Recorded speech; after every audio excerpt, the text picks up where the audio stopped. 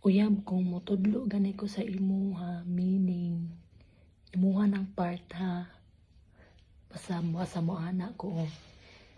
Sa mo anak ko, ikaw na ngit. Imuha ng part ha. Sige, masugod na ko ngit.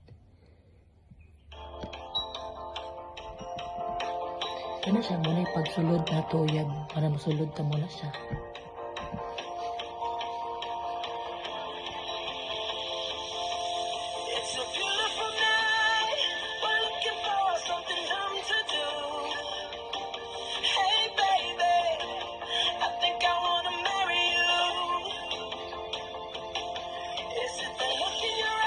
Balik lang.